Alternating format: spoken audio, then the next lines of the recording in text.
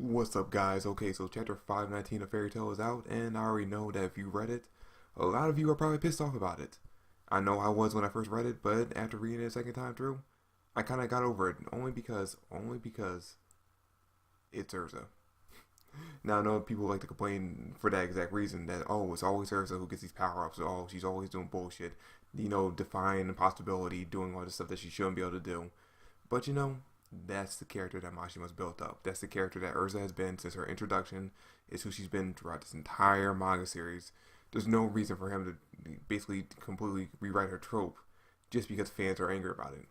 It's who she is. She gets through the power of friendship. We can't argue about it. We can't fucking ask him to change it.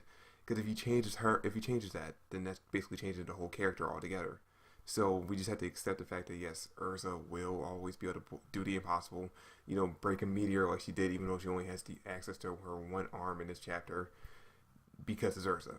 She'll always be able to do this kind of stuff. So we just have to get past it. That was reason number one why I was able to accept it. Reason number two is because Urza actually lost this fight. For once in her entire run on the series, she's actually lost the final fight against an opponent. And don't get me wrong, she got that final hit in against Eileen. Yes, she'll be able to take Eileen out of her dragon form with the help of Wendy. If it wasn't for Wendy enchanting her blade with Dragon Slayer magic, she wouldn't have been able to do it. But yes, she was able to do all that. But at the end of the day, if it wasn't for Eileen stabbing herself, Urza would be dead. And there's no getting rid of it. And I think that was Mashima saying, yes, I hear you all. You hate Urza being able to do all these impossible things just because she's Urza. I understand that. So here's what I'm gonna do. I'm gonna give you guys this out. I'm gonna give Urza this chance where she doesn't actually win a fight, but at the same time she still stays alive because I need her for later chapters. I want to talk about how the fact I was kind of right with Eileen. The whole fact that every parent that we've seen in this whole series who's been evil isn't actually evil. In this case, Eileen was kind of going through the same thing that Zeref is going through, where she's been alive for so long that she's actually starting to go mentally insane. That's the reason why she abandoned Urza. She didn't abandon her out of hate, or because the enchantment magic didn't work like she originally said. It was mostly because she hated herself for even thinking about enchanting her consciousness onto Urza. So she was like, all right, before I lose my mind completely, I will leave my child behind and let her, and basically get rid of her and separate myself from her so I won't hurt her anymore. And then she goes throughout the entire rest of her life being, insane.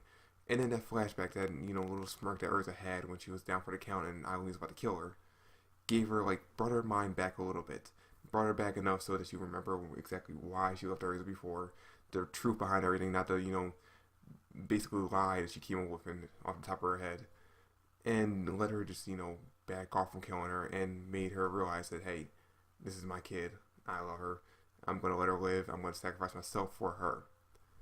So basically, I was kind of right with the whole thing because it was kind of like the same thing we had with Silver. We thought Silver was an asshole. We thought Silver was just, all up against Gray. And then it came out at the end of the fight right before he died. Oh, it was just me basically lying the entire time. It was just Mashima basically putting a red herring over us. So yeah, that's pretty much the trope that every family member goes through in the series. Which is, cool. I like it. I didn't want Eileen to be a badass. I didn't want Eileen to be an actual bad character. I was actually hoping that some kind of trick would come or some kind of twist would come along that says, oh, she's actually a good person in heart.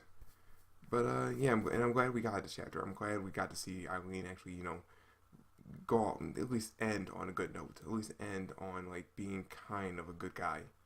Because that just, if there's any hope for her coming back, that just leads hope to, Urza actually having a family. She's been that loner character this entire time.